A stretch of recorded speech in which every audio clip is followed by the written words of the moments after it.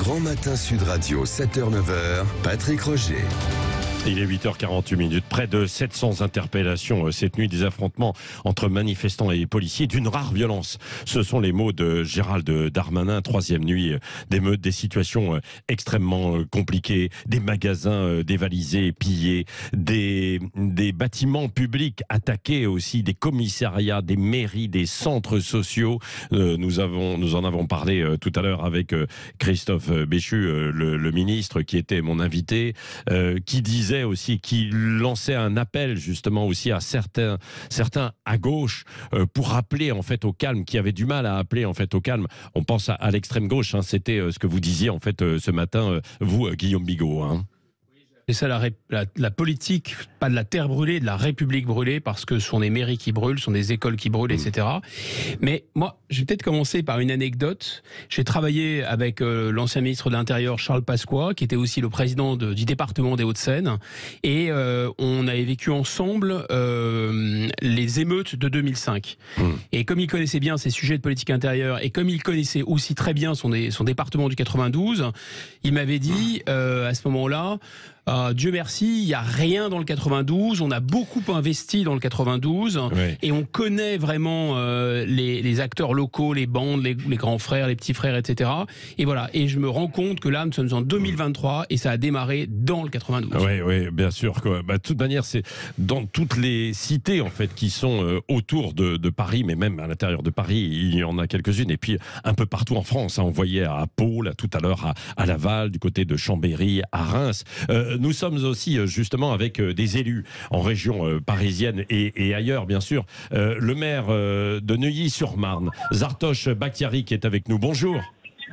Bonjour. Bonjour. Comment ça s'est passé cette nuit chez vous? Je sais que vous étiez déjà fortement mobilisé les deux nuits précédentes. Hein. Alors ça a été compliqué jusqu'il y a quelques minutes, hein, jusqu'à 4-5 heures du matin. Ça a été tendu. On a assisté à des scènes de pillage dans les centres commerciaux. Nous avons également eu des espaces publics qui ont été dégradés avec des bandes qui rôdaient, qui sont montées même jusqu'à une centaine de personnes. Donc ça a été une nuit compliquée. Alors nos équipements publics avaient déjà été extrêmement atteints la veille, puisque nous avons eu 7 voitures de la police municipale qui ont été totalement calcinées, un service logement qui a été incendié, une médiathèque également. Donc ça a été très dur. On revient de loin et j'espère que on n'ira pas plus loin, surtout dans les nuits à venir.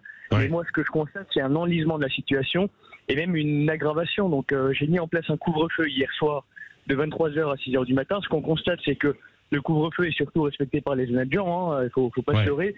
Mais ça a une vertu, c'est que ça permet de vider un peu les rues et que ça permet de meilleures interventions, en tout cas plus efficaces de la part des forces de l'ordre, qui, j'insiste dessus, étaient en sous-effectif. Pendant 2 heures, on en a attendu sur des départs de feu. La difficulté, c'est qu'ils avaient des priorités ailleurs, donc effectivement, ils ne peuvent pas donner de la tête partout, et ils ne peuvent pas être présents partout. Et comment essayer de rétablir le calme, Zartosh Bakhtiari? Moi, je pense qu'il y a quelque chose qu'il faut mettre en place au niveau de tout le département. Moi, j'étais la seule ville de Seine-Saint-Denis hier soir à avoir un couvre-feu. Je pense qu'il faut généraliser la mesure et faire en sorte de pouvoir le faire respecter, le couvre-feu, parce qu'il ne s'agit pas simplement de l'instaurer. Donc voilà, de manière à ce qu'on puisse véritablement contrôler cette situation qui commence à s'aggraver dangereusement. On voit le nombre d'interpellations qui est aussi dû à un changement de politique de la police nationale sur les interpellations. Mais il faut arrêter cette spirale infernale dès maintenant, parce que ça risque de dangereusement atteindre toutes nos villes. Ouais, c'est ça. Mais alors, comment aller discuter avec ces jeunes qui veulent semer le chaos, Zartosh Bakhtiari? Vous qui êtes élu de terrain et de proximité. Non, on a des équipes de médiation, on a des équipes de médiateurs de manière générale dans toutes nos villes. Mais ça ne suffit pas. Tout à l'heure, j'entendais Guillaume Bigot dire qu'effectivement, on a dans certaines villes investies, nous on est engagé sur un programme de rénovation urbaine, de renouvellement urbain qui coûte plus de 120 millions d'euros. Donc il ne suffit pas d'injecter des milliards d'euros pour apaiser la situation, ni même des grands frères ou des médiateurs. Ce qu'il faut, c'est de la fermeté et qu'on puisse montrer, envoyer un signal fort à ces personnes qui veulent simplement atteindre la République, parce que ce sont les symboles les plus essentiels, en tout cas les services publics les plus essentiels qui sont aujourd'hui atteints, et le plus rapidement. Ouais. Le plus rapidement parce que c'est ça, il y a eu une aggravation entre la nuit précédente et cette nuit, quoi. Vous, c'est ce que vous avez constaté. Le centre commercial, par exemple, touché, quoi. Ouais.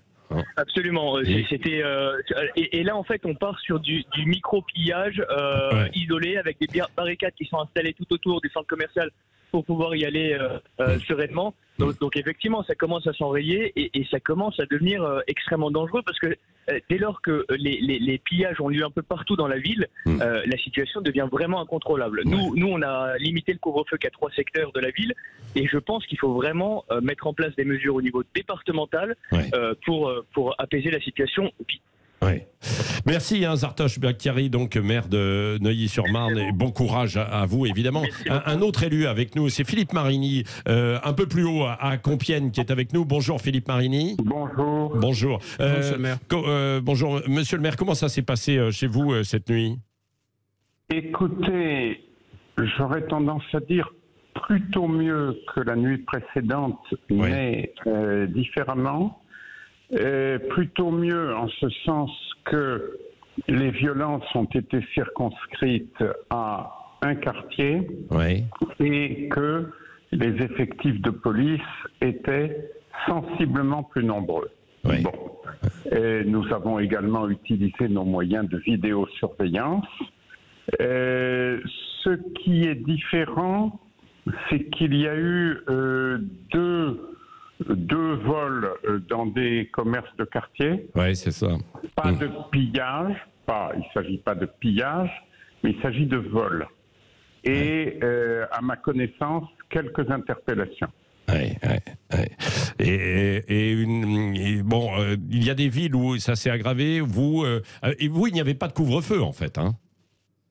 Alors, j'ai pris un arrêté de couvre-feu pour les mineurs qui entrait en vigueur cette nuit, comme je le fais d'ailleurs lorsqu'il y a des risques d'attroupement ou l'atmosphère est un peu chaude, par exemple fête de la musique ou 13 juillet. Bon, c'est un message de prévention, c'est un message de responsabilité pour les familles. Oui, message de responsabilité pour les familles, parce que évidemment, on entendait tout à l'heure un père qui est allé chercher son enfant, qui l'a ramené dans le coffre de sa voiture.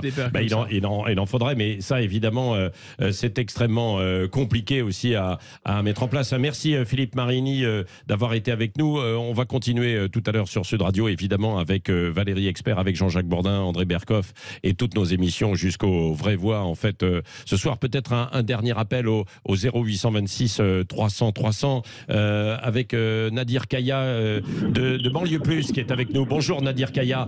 D'un mot, parce qu'il nous reste en fait 1 minute avant de donner la parole à Valérie Expert tout à l'heure. Comment ramener le calme? C'est toute la question qu'on se pose en fait ce matin. Hein.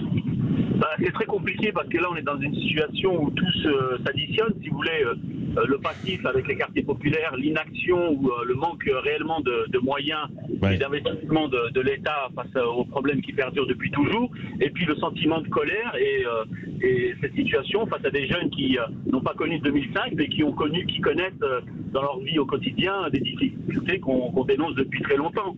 Donc là ça va être très difficile. Nous on lance tous les jours et depuis 3 jours des appels au calme et au fait. Mais est-ce qu'ils sont entendus ces appels au calme? J'ai l'impression, Nadir Kaya, ce n'est plus entendu, quoi.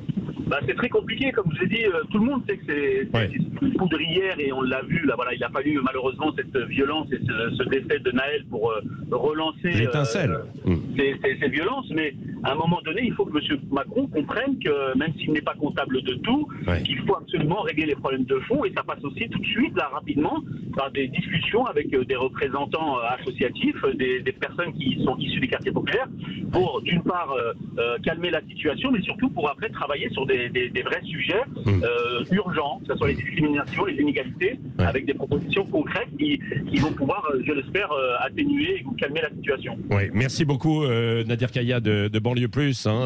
Donc on a eu beaucoup d'invités depuis ce matin. Dans un instant, on poursuit avec Valérie Expert. Allez, bonne journée à vous.